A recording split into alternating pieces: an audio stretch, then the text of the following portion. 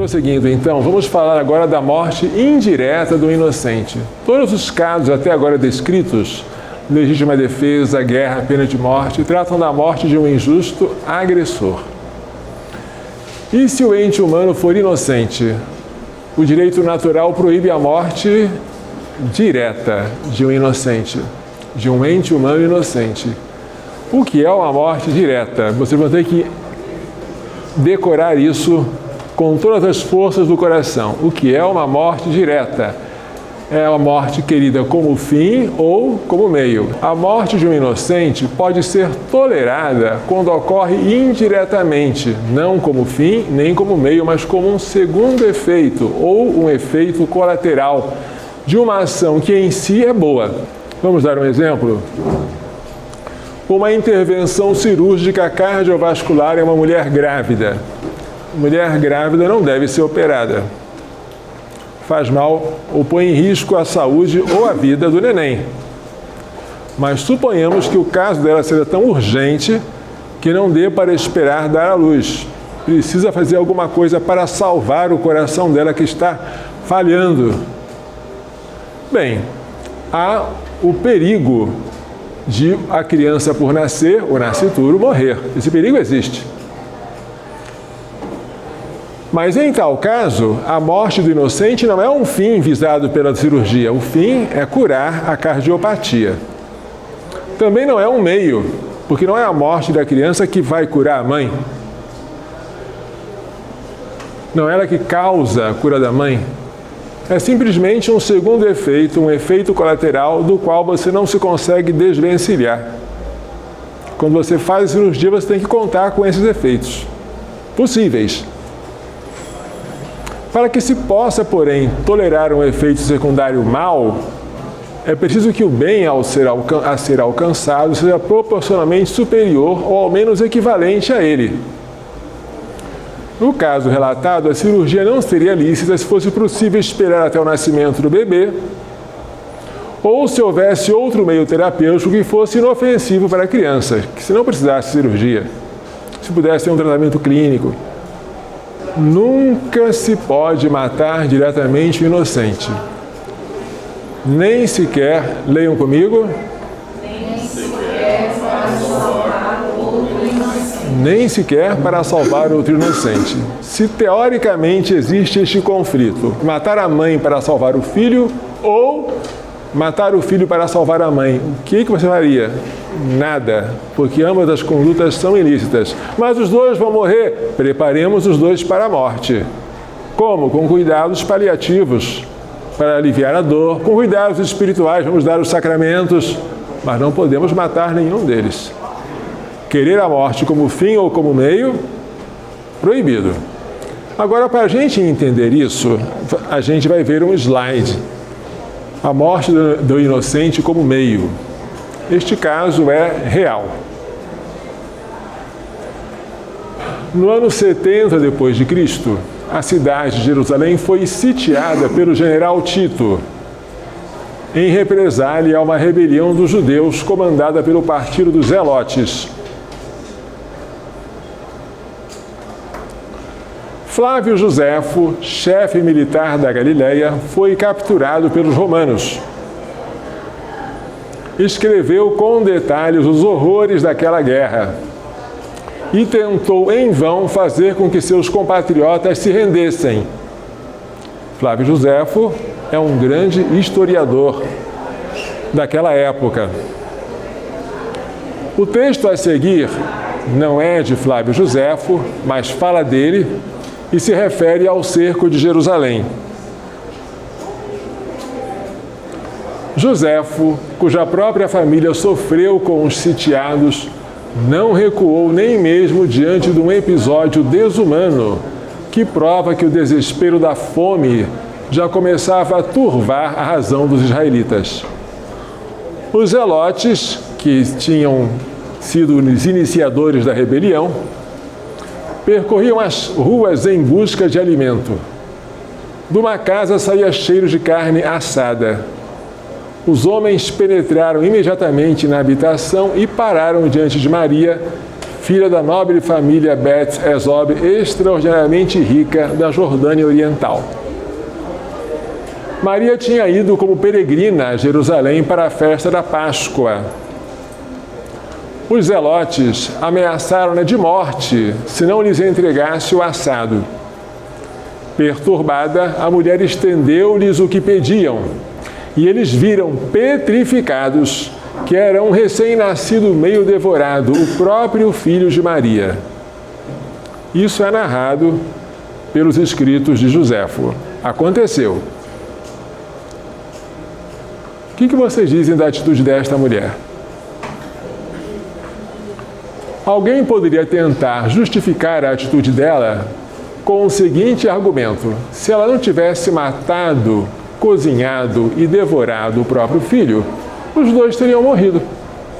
Não havia alimento na cidade, a fome era geral. Ao matá-lo para saciar a sua fome, pelo menos uma das vidas foi poupada. Esta é uma doutrina consequencialista, que avalia a moralidade de um ato pelas suas consequências. E isso foi condenado, com razão, pelo Papa João Paulo II. Que dizer disso? Segundo o direito natural, matar diretamente um ente humano inocente é um ato intrinsecamente mau, que não pode ser justificado nem pela boa intenção. Eu estou com fome. Nem pelas possíveis boas consequências, se eu não fizer isso eu vou morrer e meu filho também. Nem mesmo pelo estado de extrema necessidade, nem sequer para salvar outro inocente. No repugnante caso acima, a salvação da vida da mãe foi obtida por meio da morte do bebê. Analogamente, se durante uma gestação o aborto fosse um meio para salvar a vida da gestante, ainda que fosse o único meio, tal ato seria gravemente imoral. É dever do médico tentar salvar a mãe e o filho, mas não se pode salvar um deles por meio da morte do outro. O fim, por mais nobre que seja, não justifica um meio mal utilizado para alcançá-lo. Aqui nós temos o ato praticado pela mulher. Qual foi este ato? Este ato foi matar, cozinhar e devorar o seu filho. Este ato obteve a salvação da mãe, efeito bom, mas por meio da morte de um inocente, efeito mau. Foi a morte do inocente que deu à mãe a comida para que ela pudesse se alimentar e sobreviver. Então o efeito o efeito bom, a salvação da vida da mãe, derivou do efeito mau, que é a morte do inocente. Portanto, o efeito mau e bom estão em série, um enfileirado atrás do outro. E isto é proibido. Se o efeito mau é a causa do efeito bom, este efeito mau é um meio. E o fim, ainda que seja bom, não justifica um meio mau. Gravem isso aqui para sempre. Para quando vocês forem juízes do Supremo Tribunal Federal. Para quando pertencerem ao Comitê de Bioética. Quando estiverem no hospital, ou tiverem que aconselhar uma equipe de enfermeiros ou de médicos. Gravem isso. Vamos agora ver a morte do inocente não como fim, nem como meio, mas como um efeito secundário. Um submarino é torpedeado em uma guerra. Um dos compartimentos começa a se encher de água. O comandante imediatamente manda que fechem a escotilha,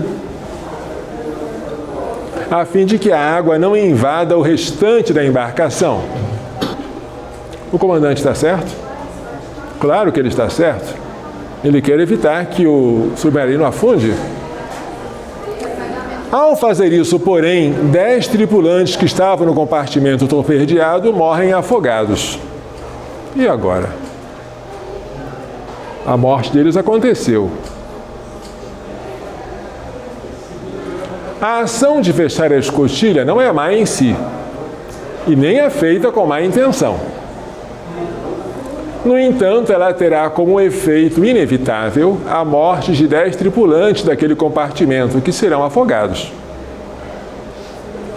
A morte desses inocentes, causada indiretamente, não é um meio de salvar a embarcação.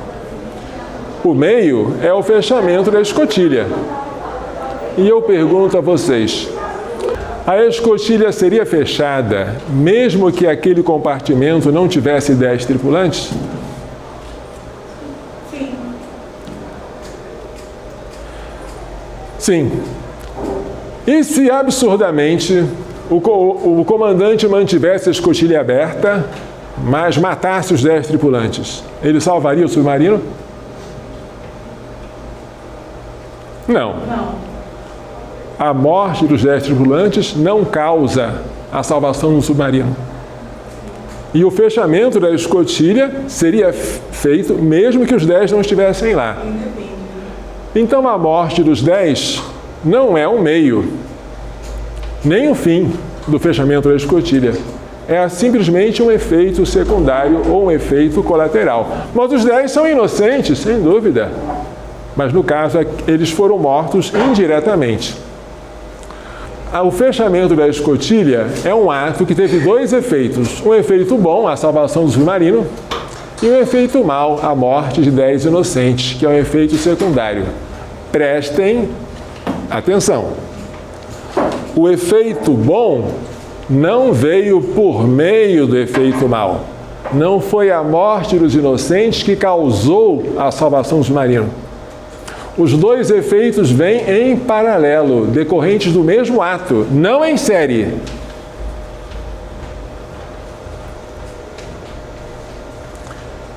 Muitos dos nossos atos bons produzem efeitos maus indesejados, mas inevitáveis. Ao tomarmos uma aspirina para curar uma dor de cabeça, podemos causar dano ao estômago porque ela é ácida. Ao corrigirmos o próximo, isso é um dever, às vezes ele se sente humilhado ou envergonhado. É inevitável. Ao lutarmos contra o aborto, causamos a ira dos abortistas. E aí? Podemos praticar tais atos que tenham um duplo efeito, um bom e outro mal? Sim, mas com algumas condições. O efeito bom, querido como fim, não pode ser obtido por meio do efeito mal.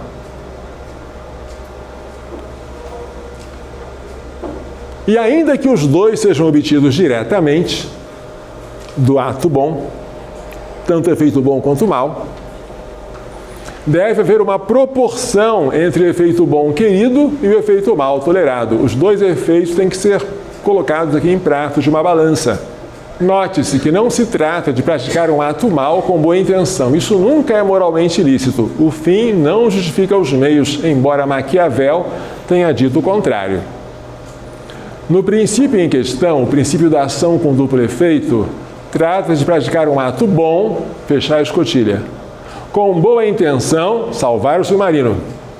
Mas que produz um efeito colateral mau e indesejável, morte de 10 tripulantes. Mas inevitável, embora previsível. Ato bom, ou seja, o objeto da ação é bom.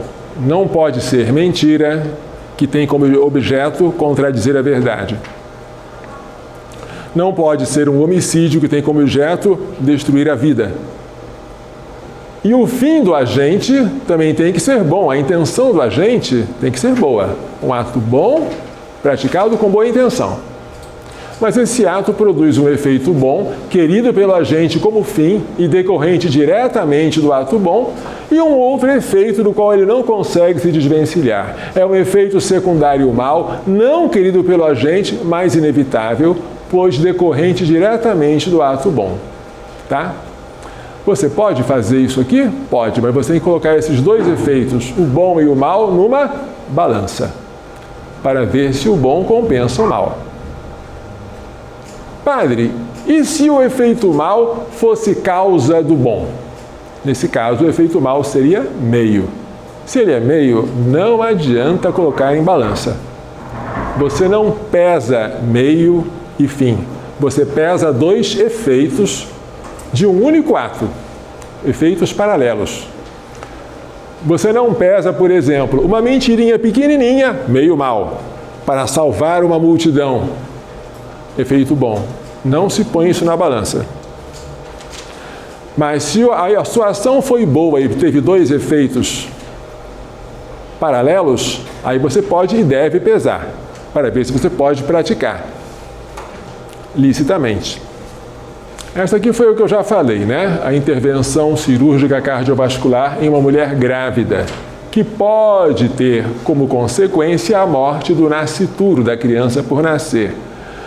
A morte do inocente, em tal caso, não é um fim. O fim é a cura da cardiopatia. Também não é um meio, porque não é a morte da criança que causa a cura da mãe. É simplesmente um segundo efeito. Se o risco de ele ocorrer for pequeno, comparado com a boa chance de recuperação da mãe, e se não for possível esperar até o nascimento do bebê, nem houver outro meio terapêutico inofensivo para a criança, então é lícito, e às vezes até obrigatório, fazer a cirurgia. A medicina, como a vida, exige que a gente assuma riscos.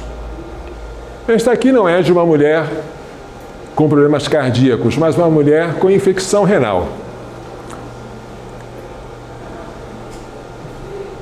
Só que ela está grávida.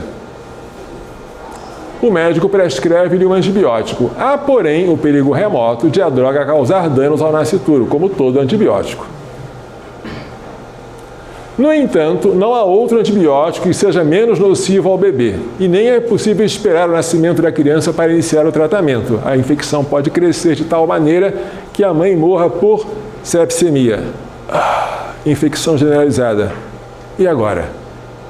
Vamos deixar de dar o antibiótico nela para evitar um dano ao neném? Não podemos fazer isso. Então vamos arriscar? Devemos arriscar.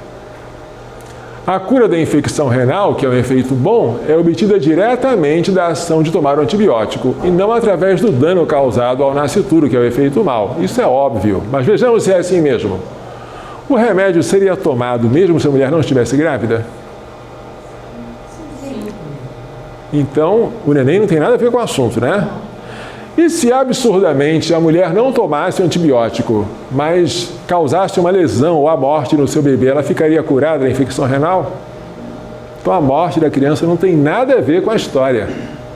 A morte da criança é um efeito secundário, se houver, colateral, e ocorrerá, se houver, indiretamente.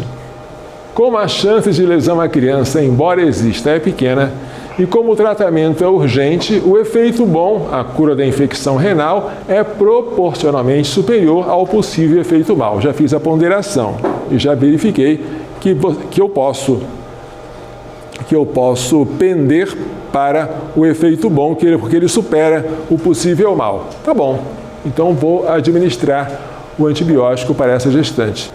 Esse aqui é um caso mais grave, mais complicado. Uma mulher grávida descobre que está com útero canceroso. A gravidez ainda está no início e o tumor avança com uma velocidade espantosa. O médico lhe diz que é preciso fazer uma histerectomia.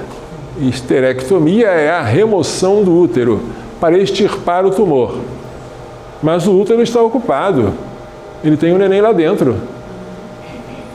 Diz também que esta cirurgia deve ser feita urgentemente e não após o nascimento da criança. Senão a mãe, juntamente com a criança, morrerá em pouquíssimo tempo. Já pensou? Que confusão, hein? Aqui não é apenas uma possibilidade, é uma certeza de que a criança vai morrer. E agora? Será que se aplica o princípio da ação com duplo efeito?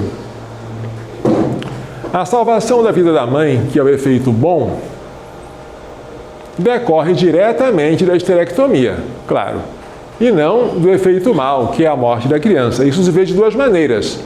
Pergunto a vocês, a cirurgia seria feita se a mulher não estivesse grávida? Seria feita desde que tivesse o tumor. A gravidez não tem nada a ver com o caso. E se o médico matasse a criança, mas deixasse o útero canceroso intacto, salvaria a vida gestante? Então a morte da criança não é fim e nem é meio. O que ela é? É um segundo efeito. Mas esse segundo efeito pode ser tolerado? Aí tem que pôr na balança.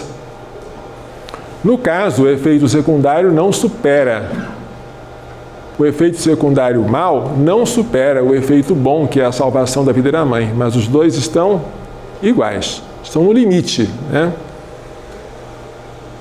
O efeito mal tolerado à morte da criança não é inferior ao bem obtido, a conservação da vida da mãe, mas equivale a ele. Esse é um caso limite. Neste caso que eu dei para vocês, a mãe não tem outra escolha. Porque se ela quiser ser heroína e disser não, o que vai acontecer? Ela e o neném vão morrer juntos. A gestação está no início, o tumor está avançando e a morte dos dois é certa.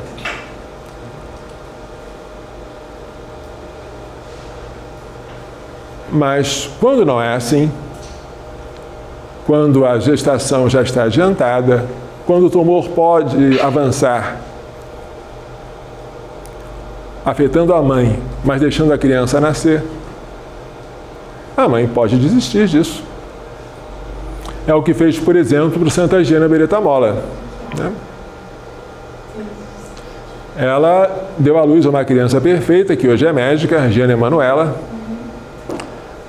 mas ela morreu não em decorrência direta do tumor, mas de uma peritonite. Morreu uma semana depois do parto. Mas aqui estamos falando da morte de um inocente indiretamente, tá? Aqui disse o Papa Pio XII, num dos seus pronunciamentos, sobre o princípio da ação com duplo efeito. Pio XII, se algum de vocês for Papa, não se esqueça de canonizá-lo, tá? Porque até hoje ele não foi declarado santo, mas isso é uma injustiça. Além da santidade, ele tem uma cultura invejável.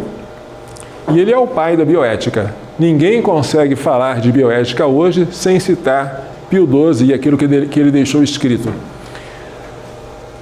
Nós temos sempre usado de propósito a expressão atentado direto à vida do inocente, ocisão direta. O que é ocisão?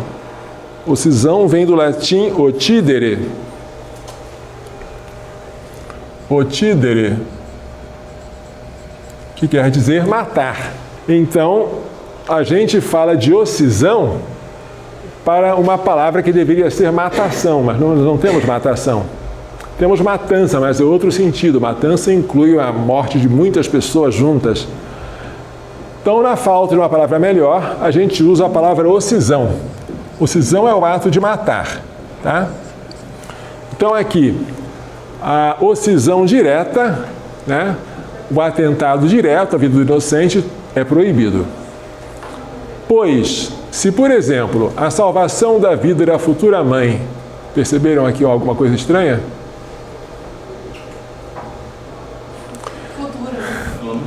Gestante não é a futura mãe, mas até os papas podem se enganar, viu?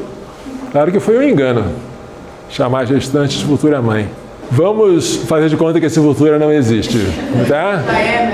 Pois, se, por exemplo, a salvação da vida da mãe, independentemente do seu estado de gravidez, repitam comigo.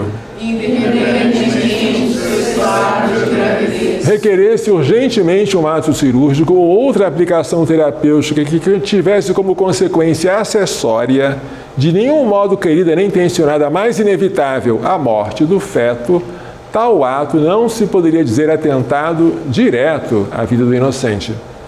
Nessas condições, a operação pode ser lícita, como outras intervenções médicas semelhantes, sempre que se trate de um bem de alto valor, como é a vida, e não seja possível adiá-la até o nascimento da criança, nem recorrer a outro eficaz remédio.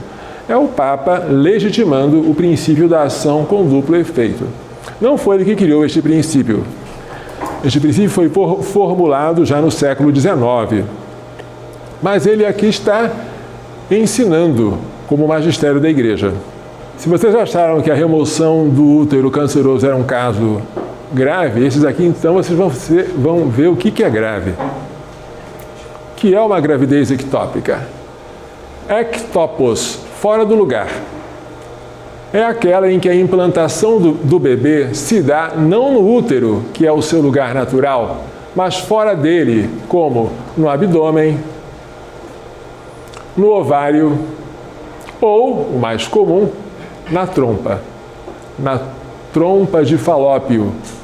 O caso mais comum de gravidez ectópica é a gravidez tubária, em que o embrião se implanta na tuba ou salpinge ou trompa de Falópio. E o que nós fazemos nesse caso?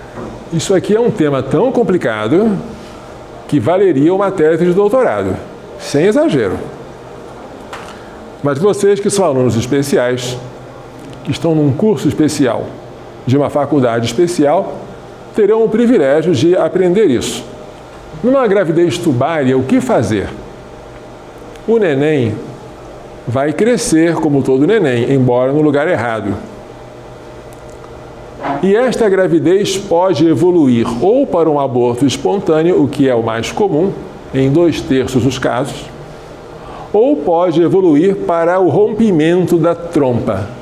Se a trompa se romper, vai haver uma hemorragia e a mãe pode morrer. O que se faz num caso desses? Há várias condutas, vamos listá-las sem dizer que eu estou aprovando. A bioética não diz aquilo que nós fazemos, mas aquilo que se deve ser feito. Uma delas é a salpingostomia linear. É uma incisão na trompa. Perdoem-me o meu desenho, mas eu vou tentar desenhar, mesmo sem ele ser o meu forte.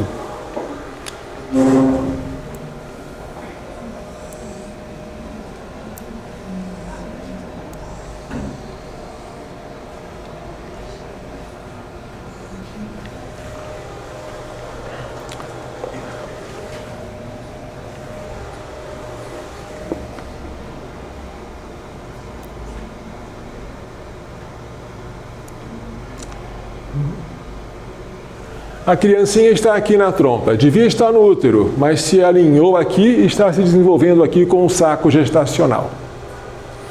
O que é uma salpingostomia linear?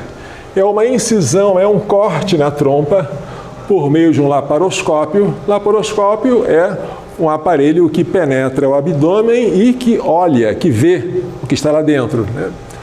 Com o fim de remover o embrião, preservando a trompa e possibilitando uma nova gravidez. E o embrião removido, o que acontece com ele? Pode fazer isso? Não. Isso é um atentado direto à vida de um inocente. Metrotexato é um quimioterápico, é um fármaco usado para terapia de câncer. O que ele faz? Ele impede o desenvolvimento das células cancerosas. Alguns médicos tiveram a ideia de colocar este medicamento no trofoblasto, que é a parte do embrião que vai formar a placenta. Qual o objetivo de você colocar metotrexato dentro do trofoblasto? E impedir que a placenta se desenvolva. Assim, o embrião morre de inanição, morre de fome, morre por falta de comida. Pode? Mas o fim é ótimo, é salvar a vida da mãe. Mas você não pode salvar por meio da morte de um inocente. A ordenha tubária. Vocês sabem ordenhar? Como se ordenha uma trompa? Aqui está o neném. Você vai apertando aqui a trompa de modo a fazer o neném ir escorregando até alcançar o útero. Esta é a ordenha tubária. Pegar a trompa na proximidade do lugar da dilatação e comprimi-la, fazendo o embrião avançar para a parte infundibular da trompa. A parte da trompa próxima ao útero. Mas isso aqui destrói o saco gestacional. Desmancha toda a casinha do embrião. Se ele chegar aqui, ele vai chegar sem nada. Ele vai morrer. Esta ordenha tubária também é um atentado direto à vida de um inocente. Não se pode fazer isso. Salpingectomia. O que é isso? É a remoção da trompa ou de parte dela antes da sua ruptura. Você pega aqui uma tesoura ou coisa parecida e remove a trompa ou a parte dela em que está o embrião, ainda vivo. E a questão é, você pode fazer isso? Antes de perguntar se pode, eu afirmo, isso se faz muito. E se faz até por gente católica. E os que fazem argumentam que isso aqui não é um atentado direto à vida do inocente.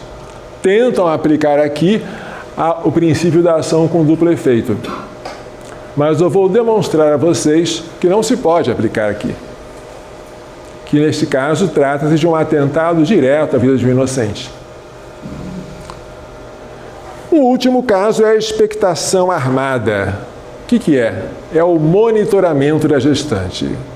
Deixe-a internada, de preferência, a fim de intervir com uma salpingectomia imediatamente após a ruptura da trompa. A trompa se rompeu, aí você tem que intervir para evitar uma hemorragia, estancando assim o sangramento, tá? Essa é a expectação armada. E agora, como é que a gente faz?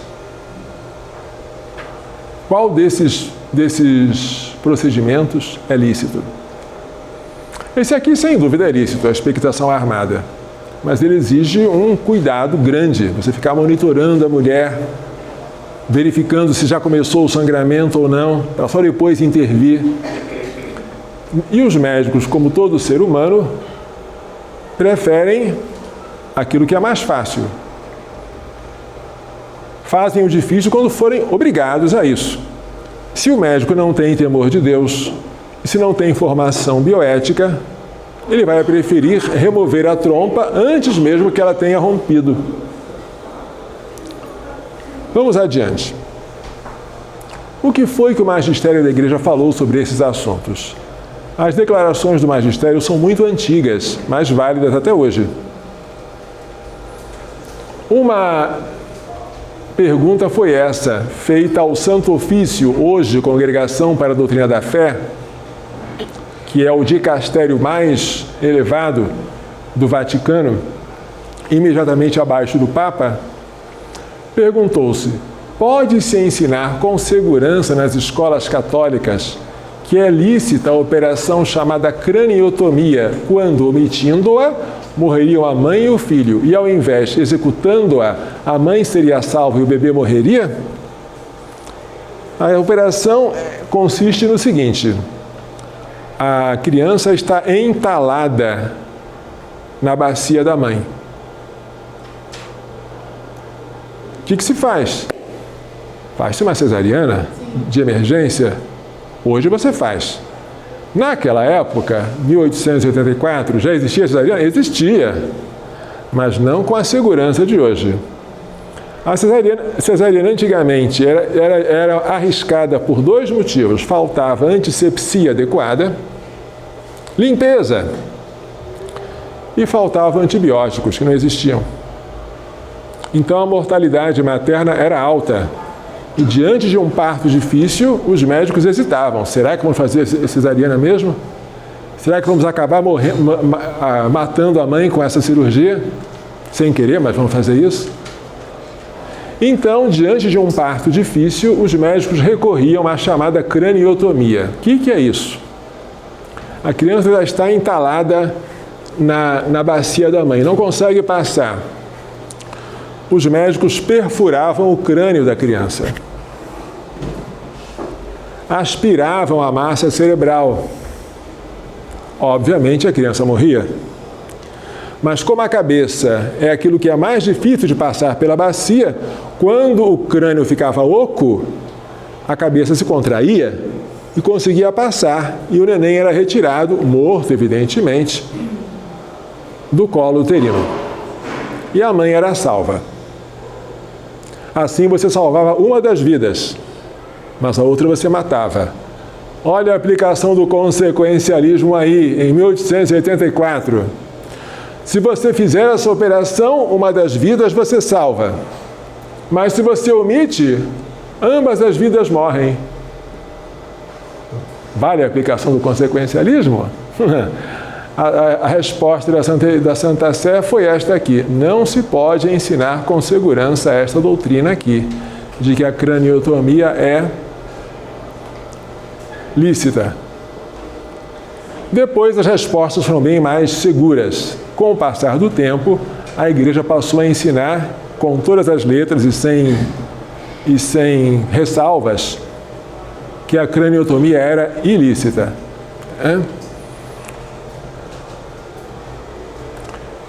Em 1888, perguntaram ao Santo Ofício alguma coisa relativa a outras cirurgias parecidas com a craniotomia.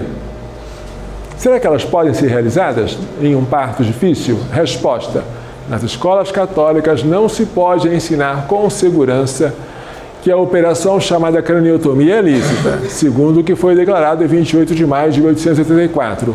O mesmo valendo para, leiam comigo, qualquer outra operação cirúrgica diretamente ocisiva do feto ou da mãe em gestação. Se for diretamente ocisiva de um ou de outro, é proibido. Então, um médico oculto sob o nome de Tício, pseudônimo, enviou a seguinte questão a Santa Sé. Muito importante isso, gente. Muito importante, preste atenção. Se era lícito praticar aborto quando a presença do feto no útero materno fosse causa de uma enfermidade mortal para a gestante. A pergunta é, esse caso existe? Vamos supor que ele existisse. Só o fato de o neném estar presente dentro da mãe é causa de uma doença mortal. E não houvesse outro meio a não ser a expulsão do feto para salvar a mãe de uma morte certa e iminente. É um caso dramático. Pergunto, esse caso existe? Vamos supor que ele exista. Em sua pergunta, Tício tentou justificar-se dizendo que costumava empregar meios e operações que não eram por si e imediatamente tendentes a matar o feto no útero materno, ou seja, ele não praticava atos diretamente ocisivos, é o que ele tentou dizer. Mas tendentes a removê-lo de lá vivo, se possível, ainda que logo depois ele morresse por causa da sua imaturidade. O médico Tício tinha, por exemplo, uma gestante com um neném de 3 meses. Ele estava convencido de que a enfermidade de que padecia a gestante era causada pela presença do neném lá. Então, ele não comprimia o crânio do neném, ele não perfurava, ele não esquartejava, ele só expulsava o neném. Queria até que o neném sobrevivesse, mas ele ia morrer por causa da sua imaturidade. Então ele perguntou, será que eu posso fazer isso? E a resposta da Santa Sé foi negativa. Claro que foi, só podia ser. Porque se ela dissesse sim, qualquer aborto feito por expulsão do neném seria legitimado. Alguém diria, eu não quis abortar, eu só quis expulsar a criança. Infelizmente ela morreu. Mas quando você expulsou a criança imatura, você praticou uma ação tendente a matá-la. Você pode até dizer que afetivamente você não queria, mas efetivamente você queria a morte dela, como um meio para atingir um outro fim. E o fim não justifica os meios. Então não se pode aplicar aqui a ação com duplo efeito para justificar a expulsão da criança prematura com a sua morte consequente. Não dá. Padre, isso aqui é coisa muito antiga, isso não acontece mais. Não acontece? Então vamos trazer para o tempo atual. Uma gestante chega no hospital com a bolsa rompida.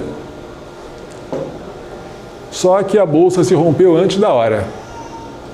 A bolsa não se rompeu aos 8 ou 9 meses, mas com 3 meses. E o que acontece quando a bolsa se rompe?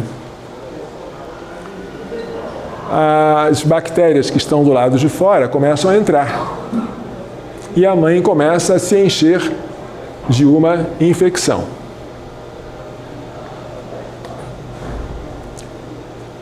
O que os médicos podem e devem fazer?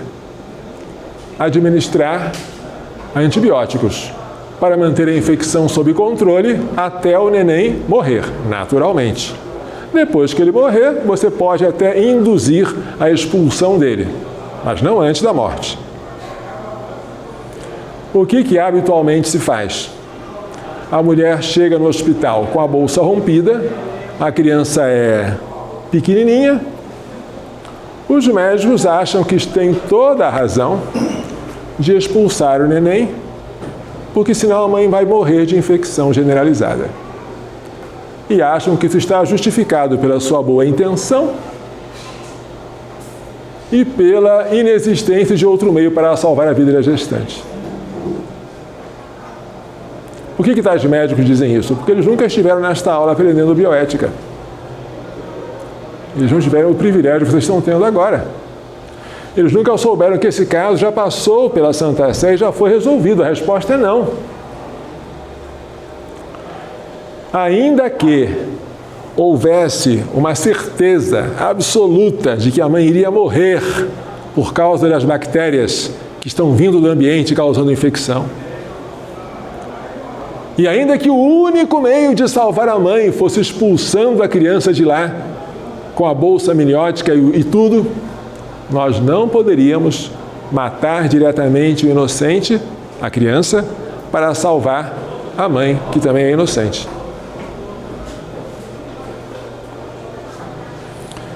E se você conversar com os médicos que fazem isso, eles vão tentar se justificar como Tício. Não, padre, eu não queria matar o neném. Eu só expulsei o neném. Sabia que ele ia morrer, mas eu não quis que ele morresse. Cuidado. Expulsar o neném prematuro, sabendo que ele vai morrer, é atentado direto à sua vida. Mas não é preciso fazer isso que os médicos estão falando, não. É possível e perfeitamente execuível manter a mãe com o neném dentro dela, com antibiótico endovenoso, até esperar o neném morrer. Só que isso demora, né? Você tem que monitorar, fazer ultrassonografia. Será que já ainda está batendo o coração? Já parou? Não. Isso demora, isso incomoda, isso gasta tempo, paciência, energia. Muito mais fácil é dar à mãe um abortivo e ela expulsa tudo e vai embora.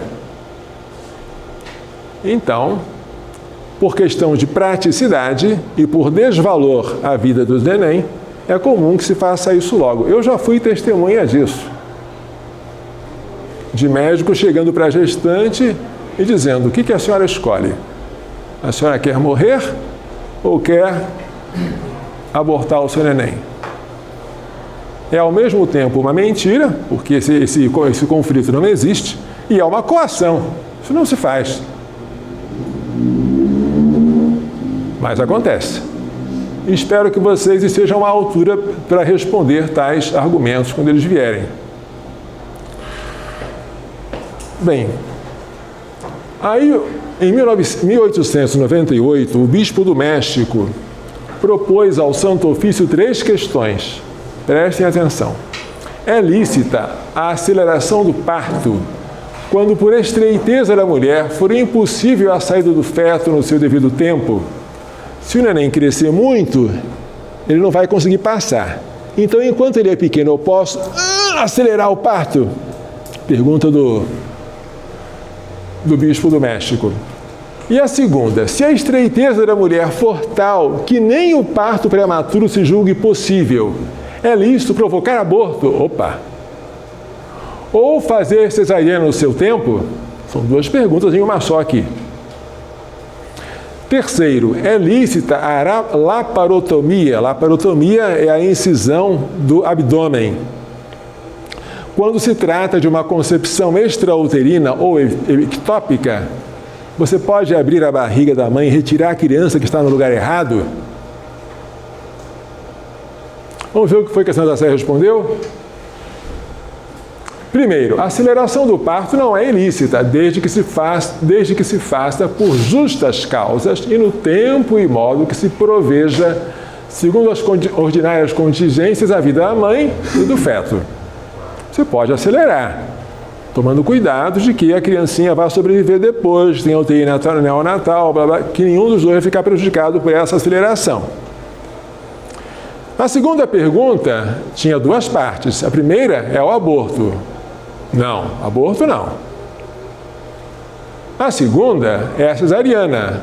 Olha, se a bacia está estreita, nada impede, nada obsta a que a mulher da qual se trata seja submetida no devido tempo à operação cesariana.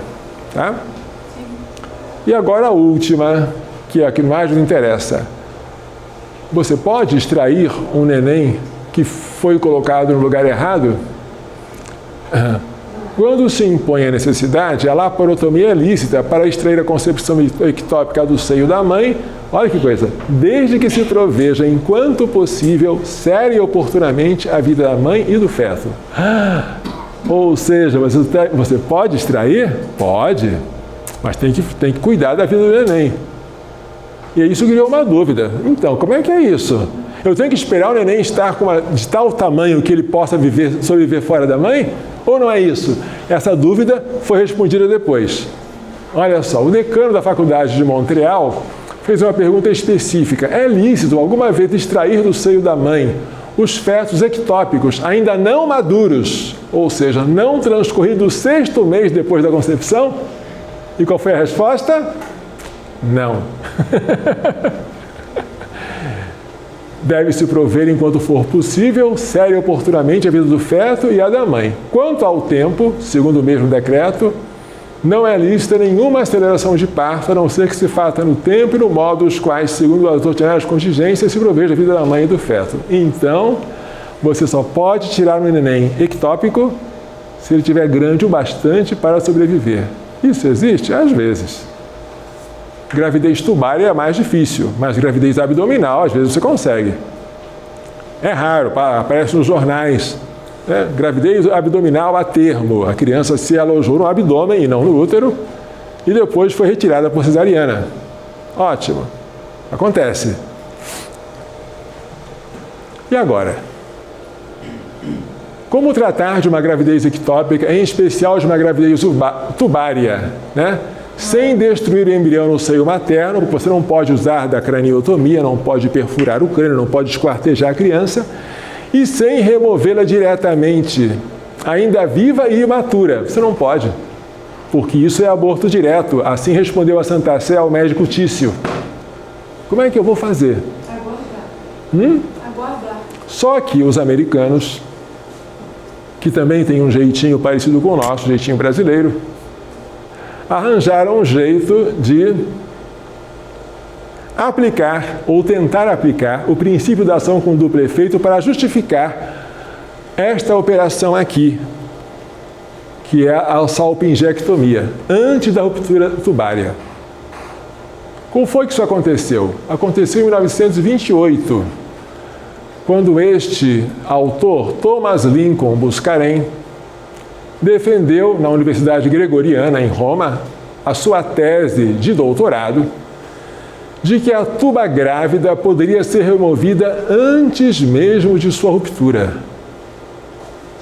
Você poderia retirar a trompa com o neném vivo lá dentro antes dela se romper.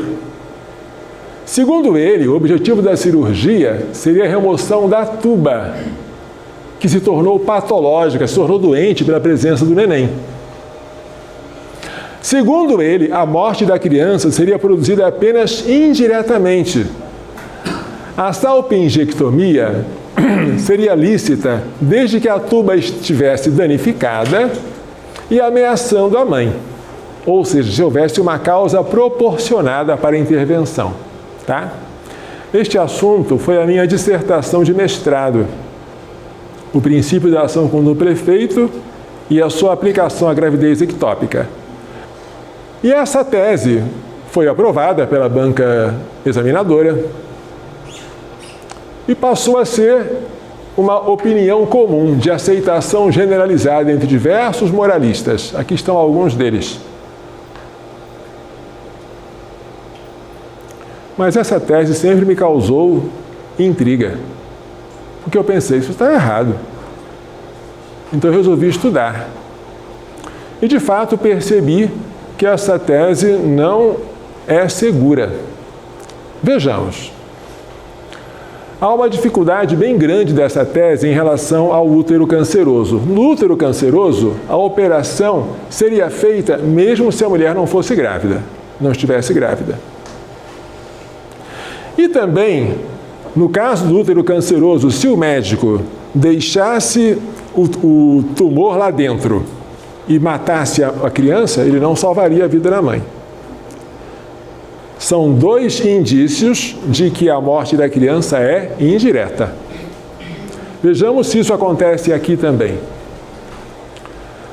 A salpingectomia, a remoção da trompa com o neném ainda vivo dentro, né? Seria feita se a mulher não estivesse grávida? Não. O motivo de fazer é a própria gravidez. Segundo, se o médico simplesmente matasse a criança, deixando a trompa intacta, salvaria a vida da mãe? Salvaria. Essas duas respostas nos indicam que a morte da criança é direta e ela é querida como meio para salvar a vida da mãe. É o que se procura quando se faz a salpingostomia linear, quando se abre aqui a trompa para retirar o embrião vivo, ou quando se usa o metrotexato. Você tenta matar o neném, que depois será reabsorvido pela trompa, você mata para salvar a vida da gestante. É a morte de um inocente causando a salvação de outro inocente. Não pode. O que está causando aqui o problema da mãe é o neném.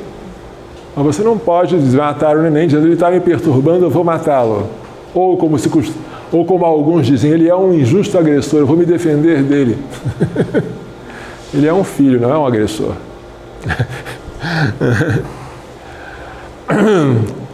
Isso aqui são dificuldades graves, viu?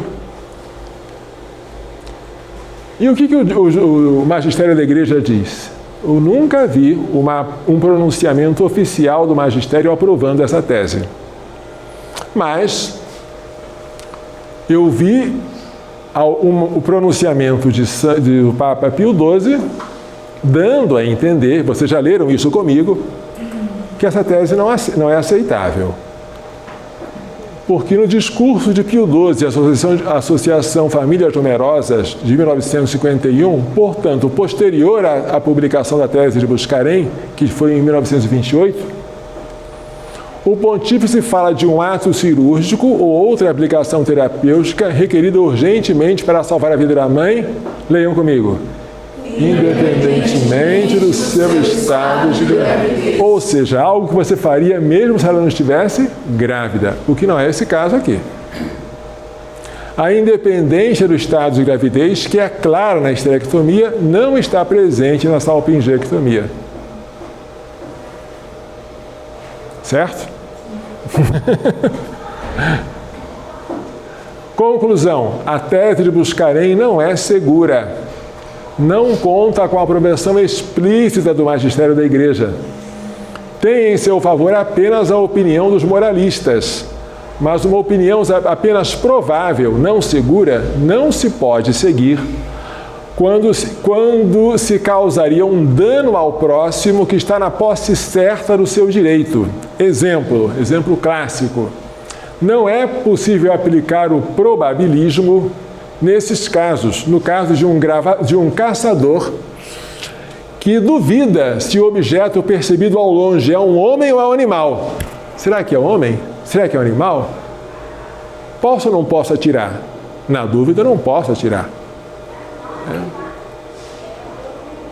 Porque se eu atirar e for um homem, eu estarei matando alguém que está na posse certa do seu direito à vida. Então, nesse caso, eu não posso aplicar o probabilismo. Eu tenho que adotar a conduta mais certa, que é abster-me de atirar. A mais segura. Como há possibilidade de que a salpingectomia antes da ruptura tubária constitua um atentado direto à vida de um inocente, não podemos praticá-la. Ou seja, se alguém disser, padre, eu acho que o que você falou é razoável, só que não me convenceu. Eu pergunto, pelo menos você ficou na dúvida? Fiquei, padre. É o suficiente para que você não ponha em prática essa tese. Basta a dúvida. Porque quando você está diante da possibilidade de matar diretamente o inocente, não pode usar o probabilismo. Tá? E aí? O que você pode fazer? Espera. Expectação armada. Fica paradinho esperando quando a trompa romper, você vai lá. Vale a pena esperar? Vale. Por quê? Porque em 2/3 dos casos, a gravidez termina em aborto espontâneo. 65% é quase 2/3. E é uma probabilidade boa. Vale a pena esperar. Para que essa pressa? Quando não termina em aborto espontâneo, a gravidez evolui em direção à ruptura tubária, exigindo uma intervenção imediata. Este aqui é um verbete de um dicionário de bioética sobre a gravidez ectópica. Alguns autores consideram como aborto indireto também aquele praticado em uma época muito precoce, entendido como uma medida terapêutica preventiva, fora, por exemplo, de uma hemorragia em ato do aparelho genital da mãe. Pensando, em todo caso, que se trata de uma gravidez destinada a falir e que quanto mais se procrastina, quanto mais se protela, se retarda a intervenção, mais a mãe corre perigo para a sua própria saúde ou vida. Outros autores mais rigorosos, e nós estamos entre eles,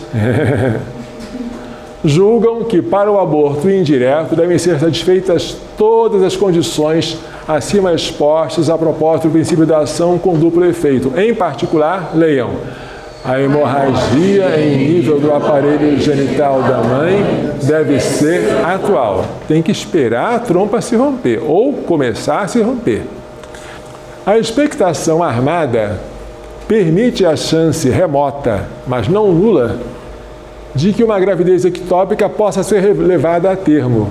Antes de Buscarin, quando não havia o hábito de se fazer salpingectomia antes da ruptura tubária, ele próprio, o autor dessa tese, cita alguns casos de 303 fetos extraídos vivos. 58% morreram em 24 horas. Dos 42% que sobreviveram, 32%, ou seja, 13% do total, viveram além de 5 anos, e destes, 1/3 era deformado. Conclusão, 8% das crianças vivas geradas por gravidez ectópica avançada desenvolverem-se em indivíduos normais. Já viram isso? Gravidez ectópica avançada, gerar crianças vivas com desenvolvimento normal. É uma quantia, você pensa, isso não existe, mas existiu, pelo menos no tempo em que os médicos não eram tão apressados. E ele não achava isso ruim, não. Não se deve perder de vista o caso de que todas as 303 crianças extraídas vivas pelas operações que se relata teriam tido a chance de receber o batismo, que não é uma vantagem desprezível, independentemente de quanto tempo elas vivem ou do valor social que suas vidas pudessem ter tido, né? Quando os médicos esperavam, às vezes se deparavam com uma trompa bem elástica, que demorava a se romper. Este livro aqui o princípio da ação com duplo efeito e sua aplicação à gravidez ectópica foi a minha dissertação de mestrado. O que vocês estão vendo nos slides são um resumo dessa dissertação. Então vejamos aqui, só para vocês entenderem, estão vendo aqui uma tesoura e aqui uma injeção. A tesoura está querendo cortar a trompa, fazendo aquele procedimento chamado salpingectomia. Esta injeção é de metrotexato, para ser injetada na placenta do embrião, a fim de que ele morra por inanição. São 2 procedimentos imorais para se tentar tratar de uma gravidez ectópica.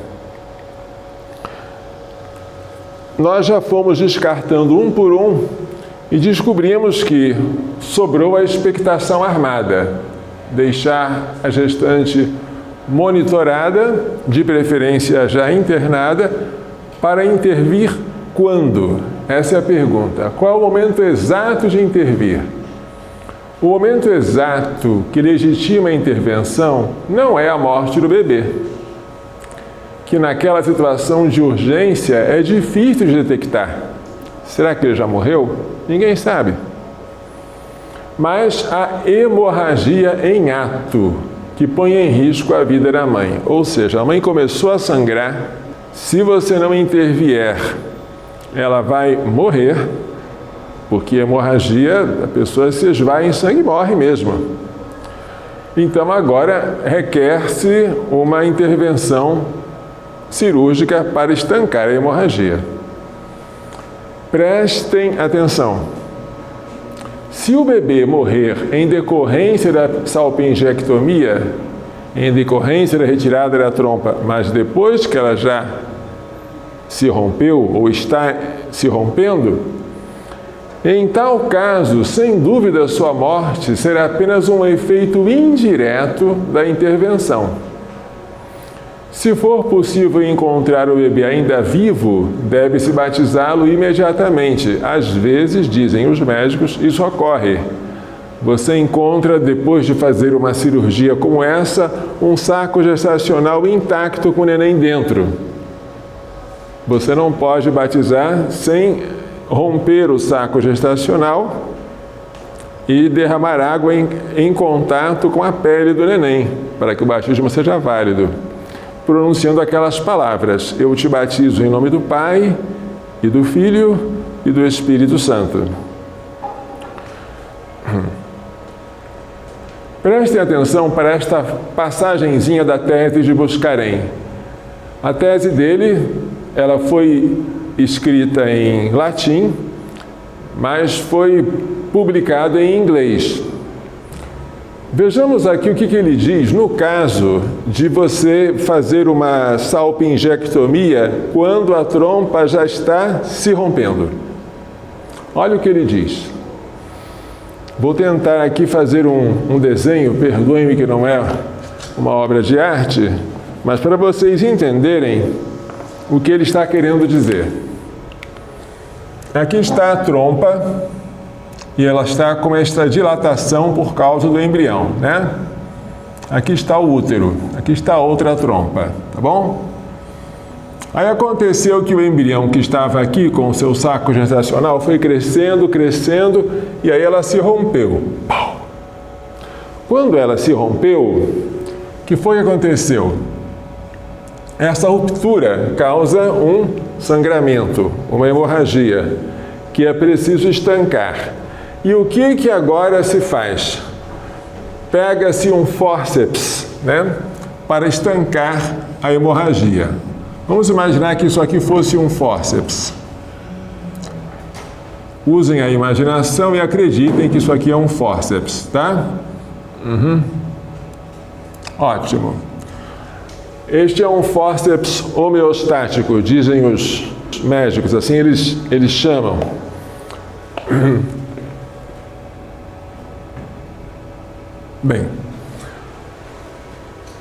do estancamento do fluxo sanguíneo, quando o fórceps comprime a artéria para que ela não possa mais sangrar, seguem dois efeitos imediatos, diz Buscarin, que são igualmente próximos entre si.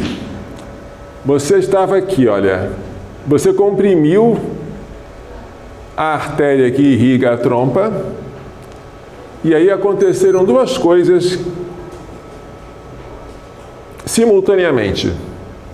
Primeiro, de um lado, do lado da mãe, houve a conservação da sua vida. Conservação da vida da mãe. Por quê? Se agora esse fórceps está impedindo que o sangue escorra à vontade, a vida da mãe será preservada. Por outro lado, o neném, que também estava sendo irrigado por este sangue, vai ficar sem sangue para viver. Então, uma única compressão do fórceps vai servir para conservar o suprimento de sangue para a mãe e para cortar o suprimento de sangue para o neném. Então, são dois efeitos imediatos, olha só. A morte do bebê. Se ele já não estiver morto, né? Muitas vezes ele já está morto quando se faz uma cirurgia dessa. Mas se ele ainda não estiver, você pode fazer isso sem medo, porque você não está produzindo a morte dele diretamente. O efeito, a morte dele não é querida nem como fim, nem como meio. Ela é um efeito secundário. Um efeito secundário desta operação feita para estancar um sangramento, certo?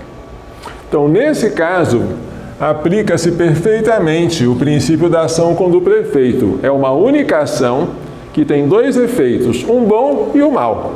Você só quer o bom, você tolera o mal. Tudo bem. O que não se pode fazer é você extrair a trompa com o neném ainda vivo e a trompa ainda sem se romper.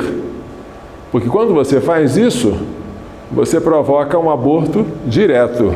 Você causa diretamente a morte da criança, porque a morte da criança aqui está servindo como meio de salvar a vida da mãe. Você não quer que ela cresça, não quer que ela estoure a trompa, então você extrai. E quando extrai, ela morre. Certo? Então isso aqui foi tirado da tese de Buscarin, correto, para quando a trompa está com hemorragia em ato. O erro de Buscarin foi usar isso para os momentos anteriores à hemorragia.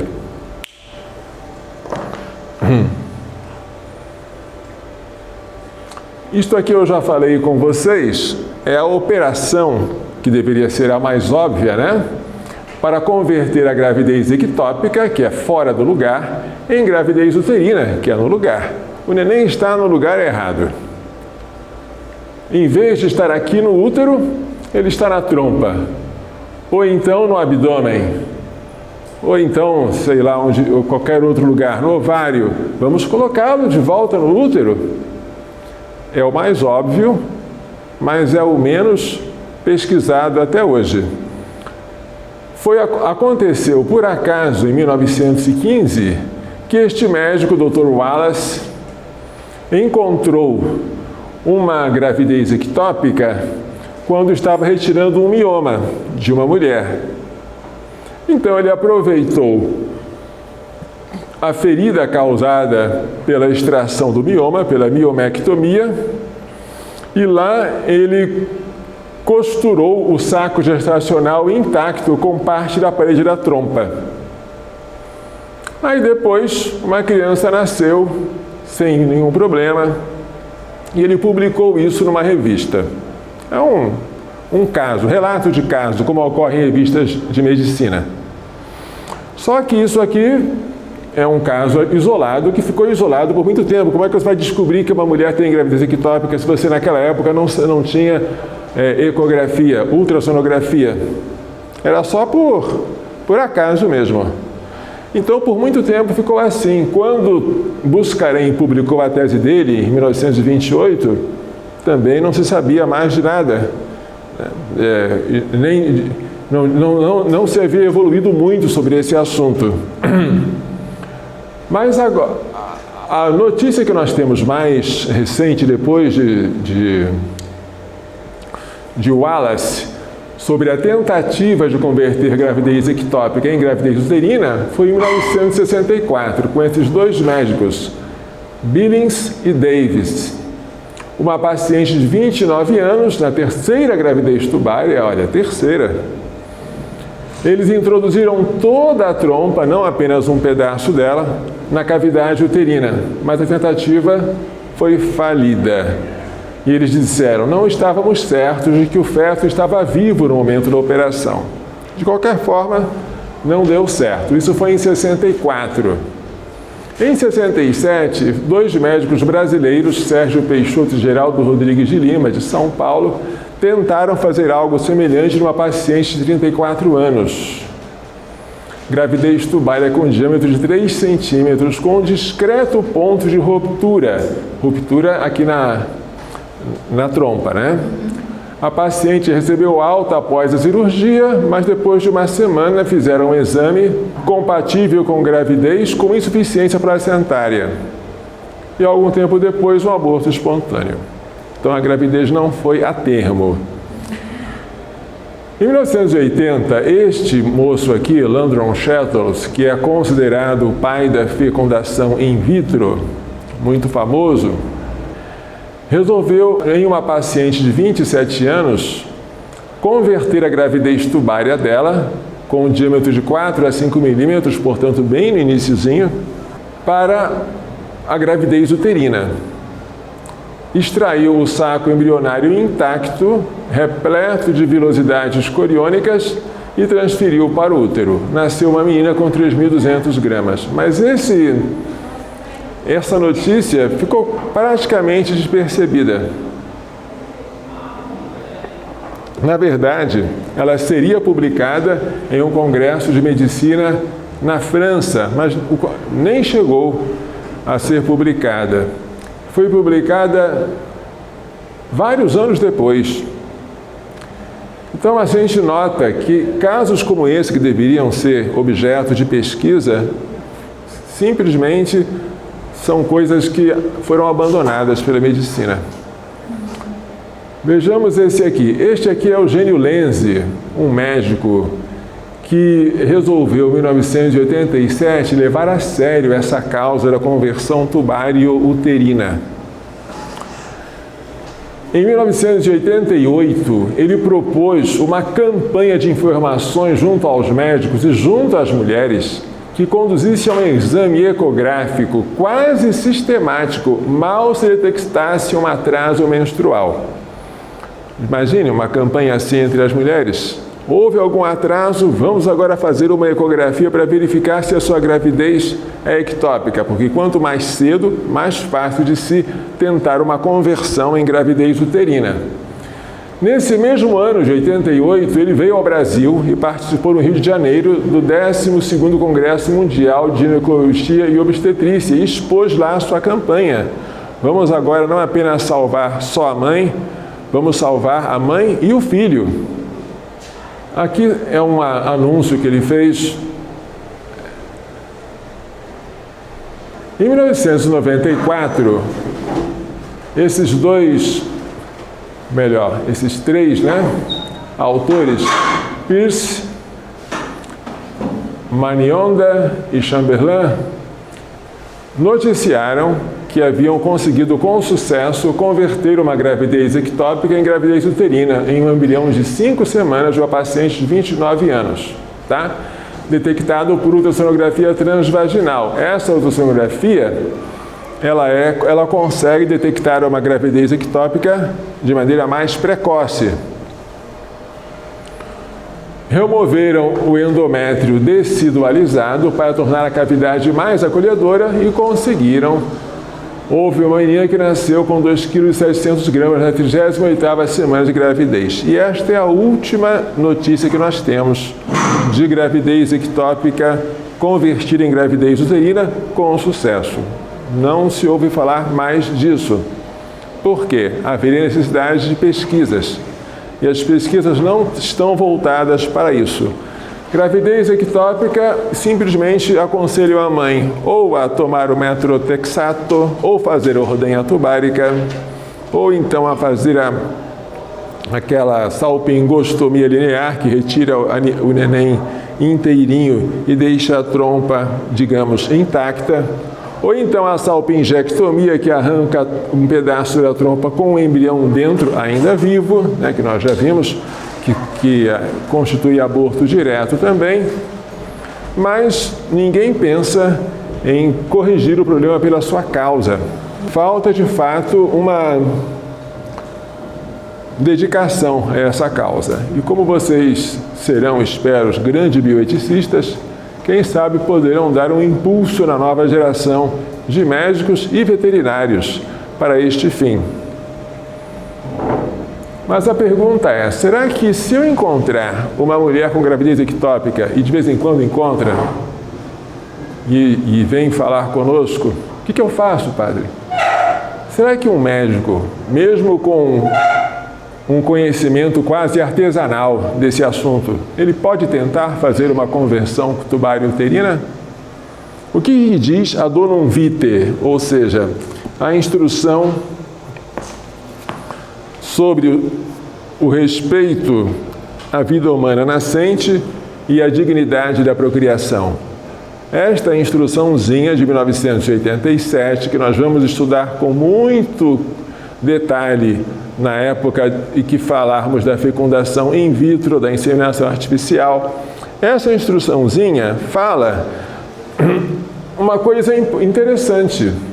No caso de experimentação claramente terapêutica, experimentação com o embrião, vou experimentar nele uma técnica que eu não sei se vai dar certo, mas o objetivo da técnica é curar, é tratar, não é fazer mal ao embrião. No caso de experimentação claramente terapêutica, isto é, desde que se trate de terapias experimentais empregadas em benefício do próprio embrião, não em benefício de terceiros, com o fim de salvar-lhe a vida em uma tentativa extrema e na falta de outras terapias válidas, pode ser lícito o recurso a remédios ou procedimentos ainda não plenamente convalidados. É o caso dessa cirurgia. Um médico pode tentar, é lícito, mesmo que a chance de sucesso seja pequena. Congregação para a Doutrina da Fé, Instrução Donum Vitae, 1987. É preciso que nas faculdades de medicina sejam ensinadas as possíveis técnicas de conversão tubário-uterina. Perguntem a algum médico se ele já ouviu falar disso. Ele vai garantir que isso não existe. Não só ele não ouviu falar, ele vai dizer isso. Isso é um sonho, padre. E que o Estado invista seriamente na pesquisa em laboratório sobre esse procedimento. Não vamos apenas investir na pobre gestante que está sofrendo lá. Vamos tentar fazer experiências laboratoriais, em animais primeiro. E esse é o papel dos veterinários. Aos veterinários caberá um papel importante nessa pesquisa. Com efeito, a eles será possível não apenas diagnosticar uma gravidez ectópica, mas ainda provocá-la. Provocar uma gravidez ectópica em animais e tentar convertê-la em gravidez uterina, com uma liberdade de experimentação que não tem os médicos que lidam com vidas humanas. Depois que der certo, por exemplo, na cadela, aí você pode tentar com mais segurança nas mulheres. Mas uma pergunta: o que está fazendo com que a gravidez ectópica cresça a cada ano? Isso é uma realidade. Por quê? há várias causas. Uma delas é a promiscuidade sexual, que causa a doença inflamatória pélvica, que obstrui as trompas de Falópio. Quando as trompas de Falópio ficam obstruídas, o embrião tenta passar pela trompa, mas não consegue. Ele deveria chegar ao útero, mas a obstrução faz com que ele pare aqui e se implante no lugar errado. Doença inflamatória pélvica, causada, muitas vezes, pela promiscuidade sexual. O uso de anticoncepcionais hormonais e abortivos, como o DIU. O DIU, ele impede a anidação uterina.